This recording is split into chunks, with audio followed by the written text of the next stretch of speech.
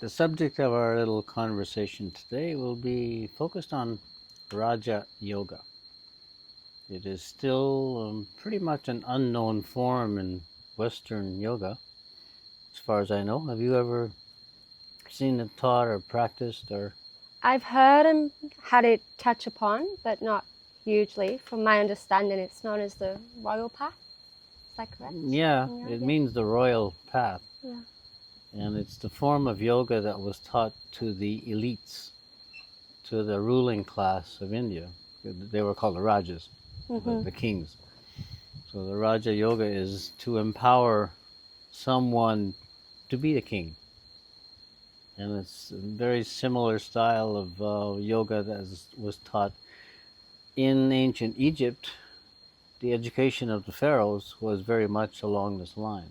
You're learning to empower the mind so that your mind can create the vision and direct the vision into the reality and actually govern the nation from this place. What I see today, because this is very mental, it has to do with the use of mind, visualization, creating the vision that you want to see, and then manifesting that into reality. So it's empowered by you're doing the hatha yoga, so you've got the energy coming from your body, it's all interconnected. But the Raja Yoga itself is really dealing, you'll be sitting in the chair and you're visualizing how you'd like things to be. It does involve development of certain, let's say, psychic powers. It doesn't? It does. Oh, it does, yeah. And it works with sound and vision. Now, I was introduced to this by Swami Gitananda as one of the forms of yoga that he was teaching, and it had to do with developing your ability to see, which we did. I think we've talked a little bit about this before. Looking at something like this, we would start with a little looking at a yellow square. The technique is you're looking at it, I'm gazing at this, looking at it for 10 or 15 seconds. Then I close my eyes and I watch what comes on the inside. And with the practice, you find more things coming on the inside. In the beginning, it's like taking a photograph. Yeah, you take a photograph with your eyes, like a camera, and inside you get this inner vision. And it's complementary in colors. When you look at it on the inside, it comes out the same form, the same geometry, but the colors vary. And then the colors start to vary more as you practice. And even the shape can expand and contract and start moving. This is the interplay of your mind with the picture you have taken. So this is how it begins, and then as you go further into it, you're developing the ability to bring up the picture on the inside, like imagination. Imagine this, and your imagination gets sharper and more colorful. And then you're directing that, and you can change the vision. And this is a gateway to going into the chakras, as we were doing with dealing with the sacred geometry. It was very much connected to the geometry of the universe. And the reality of sacred geometry is it's the language of the universe. These are not man-made pictures. They are the way the universal mind holds the energy is in pictures. And we connect to that when we tap into it, and this was a way of tapping into it at the different level of understanding the chakras, gaining the information and the feeling of the energy of these chakras. So when you say sacred geometry, that's all the dimensions that make up this, that make up the pyramids, that make up the equations in Ika Dasikriya or Panchasahira. It's all the numbers that mathematically come together to create a certain. Yeah. So this is more the Yantra Yoga side, okay? The understanding of the sacred geometry, the mathematics of the the frequency of the energy waves and the length and all these things. So you design mandalas with this knowledge of the sacred geometry. And in Raja Yoga, you're using that to tune your mind into a certain concept. So we have the concept of Muladhara, we have the concept and idea of Swadhisthana, and like that, by looking at the picture, you're tuning in to something that's kind of specific, like tuning into a website, a television channel, or something along those lines. And this development of inner vision then becomes something, and you can see things clearly. If you want to change something and do something, if you have an issue in your body, you can visualize a healing process. You can do that by visualizing the bone structure or the pancreas, and you can take a picture of a healthy unit from a medical book or whatever, anatomy book. Medical books might have too many distorted pictures. And then you imagine that being in you. So you develop the ability to create the picture and manifest it in your body, recreate your body situation, reformat your body metabolism, your chemistry, even your bone structure. You can do these amazing things with the power of vision. Now, that being said, I look at society today, and who has the power of vision? We don't develop this in school. We never heard about it generally. Yeah. But we have television. So the people who are ruling the planet are actually using Raja Yoga because they control the vision, they control the sounds. So these are two fundamental aspects of Raja Yoga, vision and sound. And we've got the media and the governments that have gotten a hold of this, and this is how we can control the people. I mean, you know the book 1984 by Yeah. George Orwell. Orwell? Yeah. So he was pointing that out back in the 1940s when people were just inventing television and saying, okay, this is going to take over the world. And we're about to level up to the next stage of that with a lot of these visualization masks that people are wearing and Yeah. 3D simulation and just the And phone. we're always looking at Phone. our phones and looking at images and pictures and scrolling if we don't like it. We don't even read much anymore. We just look at the pictures. And the thoughts is the same, right? Yeah, That's yeah. a visualization of what you can create, Yeah. whether that be negative or positive. Yeah, and what's the thoughts you get when you're looking at someone else's pictures, which are put out by the media, or from a friend maybe, but the media is putting out all these images of everything from the wars going on to disease pictures and all kinds of things. It's not very pretty. I mean, if you look at the news, you're looking at a whole bunch of negative imagery, which is impacting your mind considerably. Yeah. Because it's a powerful image, and everybody is addicted to looking at these little image things instead of developing our own inner vision. Yeah, I have a personal experience with this in doing the Mahavidyas, which is, worship to the 10 different goddesses and the different frequencies that they possess. I Lakshmi, abundance, beauty, prosperity, Kali, completely different, death, destruction.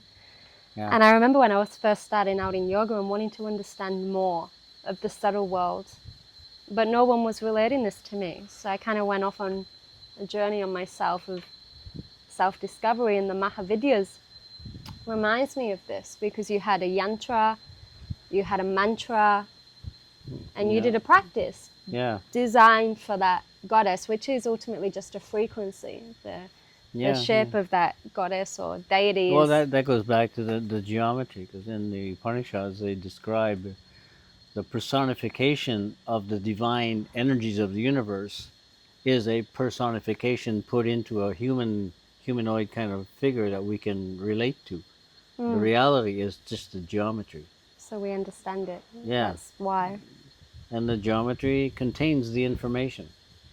Yeah. But most people can't quite get that, so we come up with the gods and goddesses that are personifications of these concepts and ideas and energies, Mm. essentially. So Mm. the sacred geometry is a clearer picture that gives you more accurate information. It's kind of like the hatha yoga. It's the most gross and dense part of what you're trying to feel, but you have to understand that first to Gamosaro. Yeah, yeah, The postures, and then letting go of them to go in more into the subtle realm. yeah. The deities. But yeah, consider the people who are doing all this scrolling and walking around in normal life hardly feel their bodies.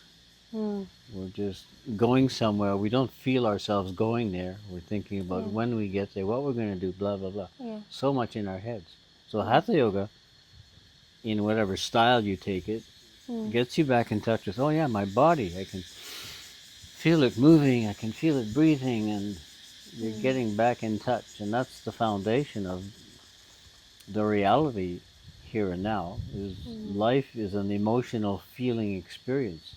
But we've come to rise up into our heads and plan what we want to feel or experience tomorrow, and it becomes all very theoretical. And Yeah. this is part of the programming, and this is part of what the people who are running society with this knowledge of how the mind works are telling us what we should believe, what we should think, feeding our minds through the images, through the words, through the news, and through every other means of controlling the human mind. So this is Raja Yoga kind of in the wrong hands. Mm. They're not enlightened beings who are using the knowledge to bring us into a higher state of being, a higher consciousness, and a beautiful life filled with abundance and beauty.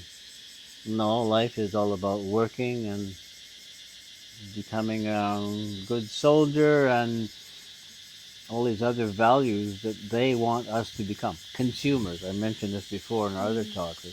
They refer to us as consumers.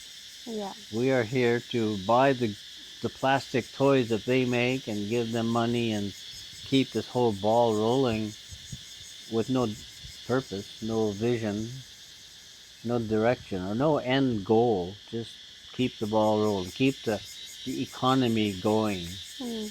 in whichever way we can. Yeah. And So if you've been indoctrinated from a young age, that's all you know. It's hard to break free of that. yeah, it is. It's like It's hard yeah. to break free, and not everybody does. Most people are stuck in that matrix. What would you say to somebody to help them get out of the matrix that's stuck in that? Well, yoga is a way of liberating and self-empowerment. You know what I'm saying about the Raja Yoga? This is the empowerment of your mind, so that you see all of this going on, and then you create your own vision. I want to go to Thailand, create a pyramid yoga center. It's an idea, a concept, a vision. I have a picture of a pyramid and a place. Okay, well, here it is. So it's been manifested. It started out as a picture in my mind, and I wasn't accepting whatever pictures was being given by society and whatnot of just get a good job and work for somebody else doing what they want for your whole life and get a paycheck and go home and watch TV, which is programming you further for the next step. So we need to step back into human empowerment. And these kind of things, I say, should be taught in school. I mean, you know how easily children get into this? They go, wow, this is cool. I want to play and I want to design these things. But we don't let them do that. We have limited art. I told you in another talk, I went to school like in the 50s and up into the 60s. I never had an art class. Yeah. It was all very mathematical, historical, religious even. But we never had art. We never had music. It was just total programming to be consumers. All masculine.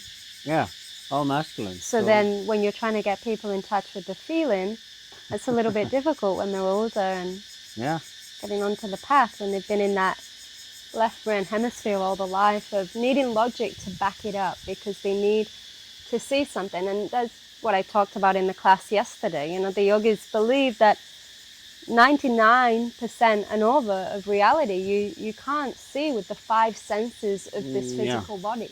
yeah. It's very limited what we see. So things like increasing prana visualization, the Raja Yoga side gets you in touch with that, and Yeah. a big part of the path. So the sacred geometry concentration methods bring you out of what we see in the manifest world to what is actually happening in the inner world energetically, because the energy of the universe comes in patterns.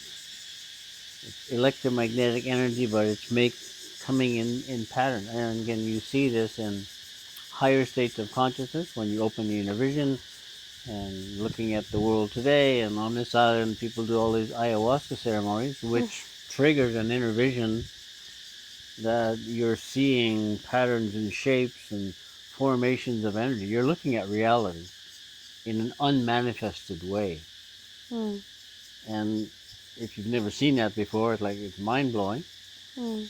But the yogic way of learning to see that, which we were doing step by step, learn to see a picture, watch the picture, see it in your head, breathe into it, make a sound to go with it, and all of this activated this process of inner vision development, which, like they say, this is empowerment. This is human empowerment. This is the Raja Yoga, what the ancient kings of India were doing, what the pharaohs were doing,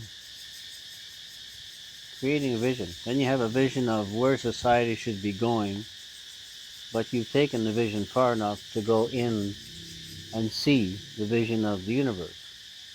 So then you're bringing people to see this vision, encouraging people to develop the vision to get in touch with the ultimate consciousness of the universe, which we are all part of. And doing that is a very empowering process. It's very different from just getting a normal job in society and watching TV, again, which is, they've taken over the vision. I told you before, one of the students asked Swami Gitananda if he ever watched television. And he said, no, I have my own vision. Yes, I understand.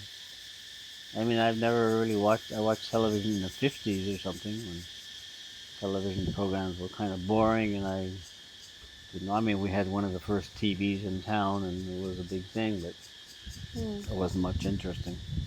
But I have no interest in what we see on TV. I do sometimes watch some YouTube news things or some of the discoveries on Discovery Channel or that kind of thing, which is educative and interesting. So the vision can be used to communicate something that is valuable, not just to entertain with a bunch of junk ideas and ragged emotions that are going all over the place and not really developmental, but keeping people in an emotional turmoil. So And social media is getting very good at kind of picking your weak spots and giving you more of that, the algorithm, and which feeds more fear, keeps you in the loop, keeps you in base. So it's like George Orwell's 1984, the television is watching you, the programs are watching you, and the algorithms are figuring out what else to feed you to keep you in the loop, and then there you are entertained. So as the Raja Yoga, as I know it, and you're saying it was for the kings, the pharaohs, was that known as the highest path of yoga at that time? Because I know you teach 9 forms, with Bhakti being the last. the highest. Mm. Yeah. Yeah, That's how you see it. Okay, so you do see Bhakti as the highest. yeah, That was my question. Okay. yeah. So going from the Raja to the Yantra, where you're understanding all of the sacred geometry and time cycles and everything, into the mantra, which is then working with sound, harmonic sounds, and the feeling that is produced by harmonic sounds and chanting and Gregorian chanting or Hindu chanting or Buddhist or whatever, the chanting idea of harmonic sounds uplift consciousness to bring you to this higher state, into the seventh realm, which is beyond the body, into a realm of energetic vibrational sound, which is the electromagnetic ocean, again, Mm. scientifically. And then going deeper into that, understanding the vibration, the patterns of energy, and seeing. You mentioned 99% we don't see, Mm. but we can feel a Mm. much greater range of frequencies. So you develop that in the Laya Yoga. You're feeling the energy and bringing it in, like we did in this morning's class, Mm. and whirlpooling it around, not just as a visual technique, but as doing it until you act, whoa, I feel like this spinning energy. Would you class the Panchalaya Kriyas as a Raja technique then? Well, yeah, Mm. Raja technique. The Laya Kriyas are very technically the connected with the eighth chakra. But it is a visualization and a feeling. Yeah, Mm. but you're feeling something. You're using feeling to discover this energy that we cannot see with Mm. our normal senses. So you're expanding your sense of feeling Mm. to a great degree. And that feeling, as I said, can then work with the energy and you can direct it. And again, you're bringing in some visualization of where do you want this to direct this energy to. And what we're doing this morning is just bringing it into ourselves for self protection and self empowerment, empowerment of the chakras. And then that power is what you're using all day long when you're doing things out in the world. But you start off your day by doing something that is connecting you to the electromagnetic ocean. And this is the Laya Yoga. And that's a big point while we're on this call, you know, while we're on this video is how do you start your day? Because I know a lot of people that do start first thing on social media. I personally ban it from the bedroom, and Yeah. a lot of my day I program myself to not actually be on there because I can see how it can run away with you. But I have in the past started on social media and seen the effects that has, and it almost seems like a downward spiral. You know, you Yeah. start off just in this loop that actually I want to start the day going like this for it being empowered and getting better. So Yeah. I feel like that's a good base to start is how do you start your day? What time and what are you doing it with? You know, it's Yeah. Well, that's why I get up early morning and do these practices while it's still dark and there's nothing calling me out into the world to do anything. I'm just feeling these energies, breathing it in. Like I've said, 108 rounds of complete deep breathing with retentions and energetic movements and becoming, it's almost like that world of energetic stuff and vision becomes more real mm, than later in the day when I open my yeah, eyes and say, oh yeah, there's the world out here too. And I yeah, have things to do in the world. yeah. But to me, the inner world, because I've spent years and years working with this and playing in that world, I'm very familiar with it, and it's kind of home base for me. Yeah, and the time is Brahma Murti. It's that a time where you feel like you can connect when everybody else is asleep. It's the Yeah, highest state of meditation that you can have access to. I get it a lot where, you know, people get up at 7 and they say they find the discipline to continue. That's a big reason. The timing when you get up. I personally probably couldn't feel disciplined to do it each morning. If I got up after sunrise, it has Yeah. a different energy that Yeah. if you can just, After sunrise, to me, it feels, oh, it's too late. it's gone. The I've day's missed gone. something. Yeah, Yeah. Yeah, yeah. that's been the pattern again. You wake up early, I wake up early. It's been the pattern in my life for years and years. I can't sleep in. Mm. And for me, 6 hours is the maximum that I can sleep and feel okay. Mm. And 5 hours is better and probably more the average for me. Yeah, I'm a little bit different. I sleep a little bit longer, but I'm in bed early. Yeah. Yeah. But again, just the getting up. Yeah, you go to bed earlier and you get up early. Mm. I go to bed later, but I still get up early, and those hours of the morning. I mean, this morning I woke up at 2:30. Yeah. I went to bed early a little while after we talked last night, so it was like still after about 5 hours, I automatically kind of wake up and oh, Mm. time to get up. I have an alarm in case I don't wake up, Yeah. but I'm always up and I shut it off when it goes on later. But then that's the time when I go down into my little studio down here, and I've got the mandalas, and Mm. I'm walking, looking at them, and doing the mantras for each one, and doing the breathing, and it feels like I'm plugging into the greater matrix of the universe Mm. beyond this world. You can't see this world. All you see is the matrix lines and the chakras. Mm. So it's an immersion into the world of energetic chakras. And there was a few different, how do I put it? A few different aids to help with these ancient civilizations get in touch with that. You know, I think we talked a little bit about the Egyptians with the blue lotus Yeah, and the Mayans with, mushrooms. yeah. Yeah, So and the from, Mexicans with the peyote, and it's or the it's yogis with the techniques, like, yeah. yeah, the tools. So yeah, the techniques are superior, but anything that opens up your inner vision and makes you curious and makes you realize, oh, there's this other dimension, Hmm. this other aspect of the universe that we don't normally see.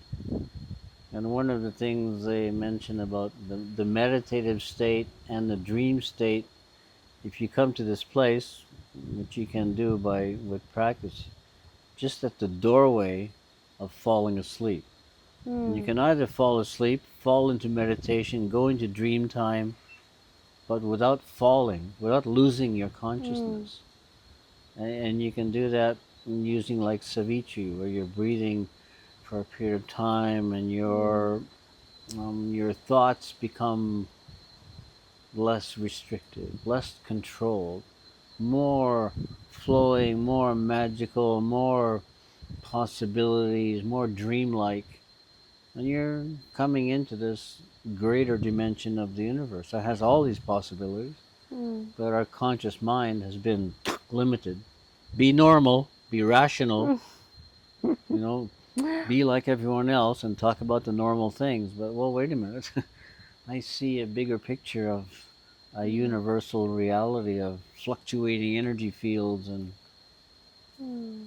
expanding and contracting universes, which is the reality ancient cultures were more interested in.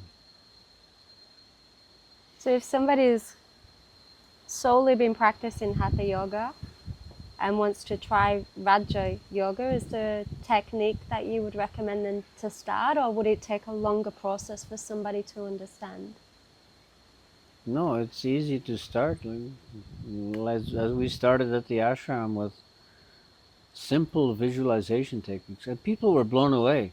We were given little cards with a yellow square, which was the symbol of this one. Just a yellow square with a dot in the center, and Hmm. your eyes focus on the dot in the center. And then you close your eyes and you go, oh, wow, people see this. It's not yellow on the inside. On the inside, it's fluorescent purple. Hmm. It's fluorescent purple. It's glowing on the inside. And when you reach that, you say, wow, this is amazing. And everybody was learning to do this. They'd never done it before. And they're all of a sudden seeing something with the inner eye and with the mind.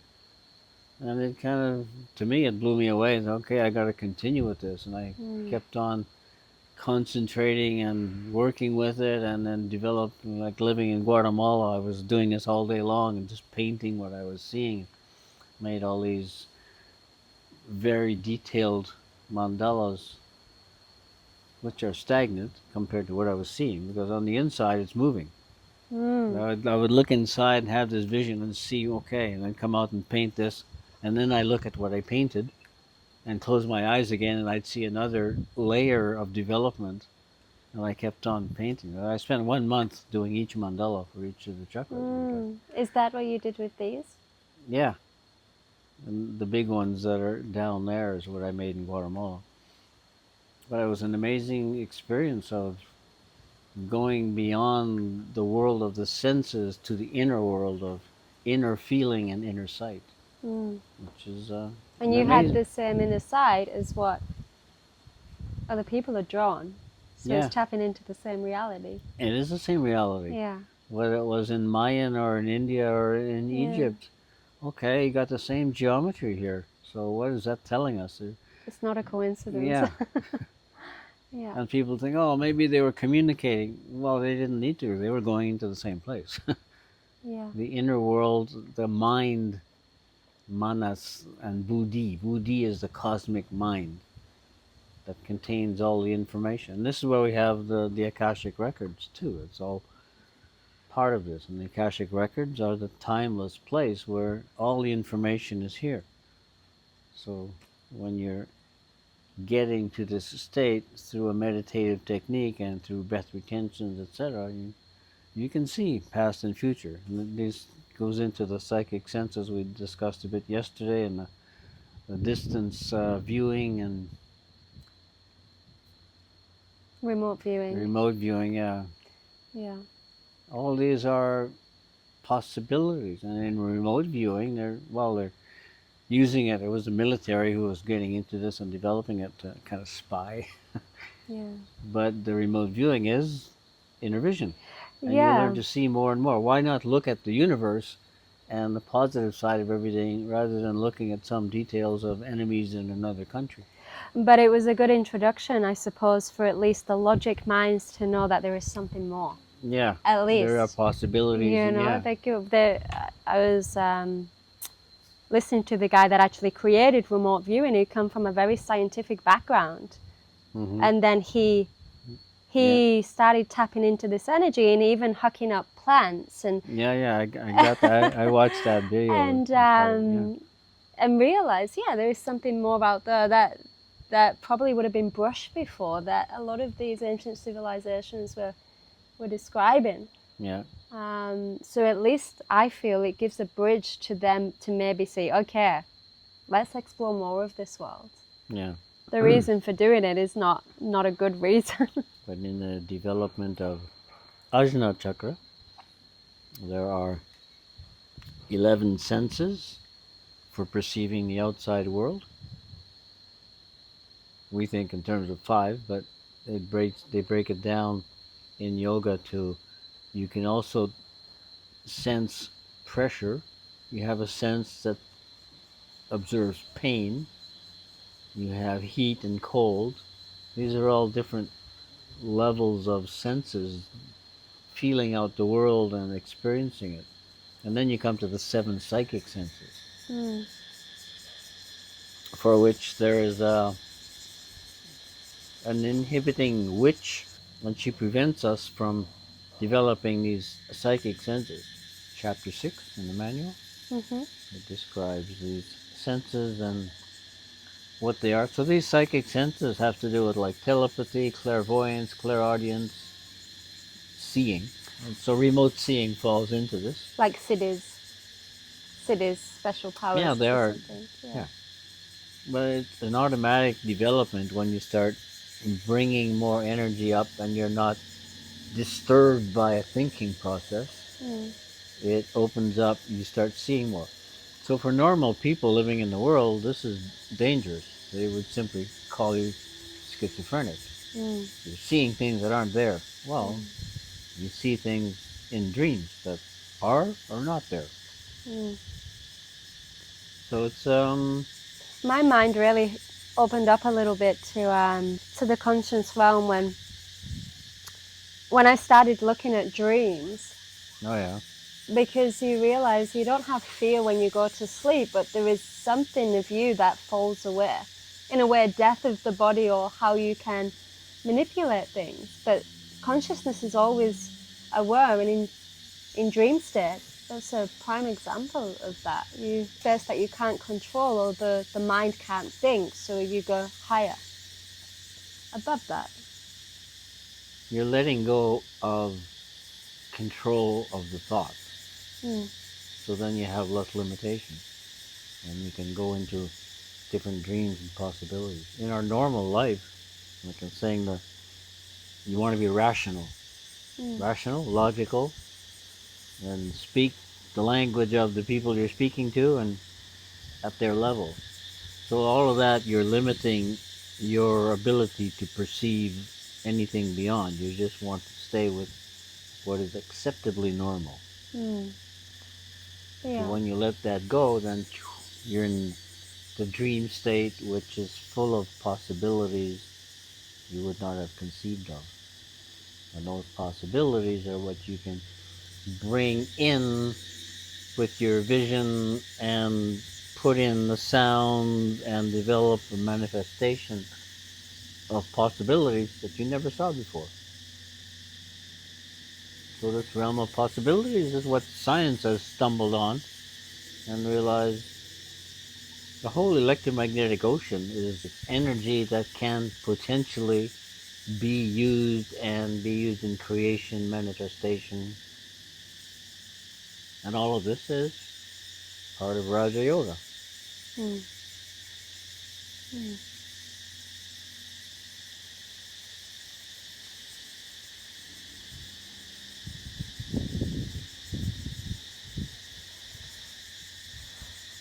Take a break. I think I so. think. I think that's good. Yeah, I I'm think going that's to long enough and explains quite a lot.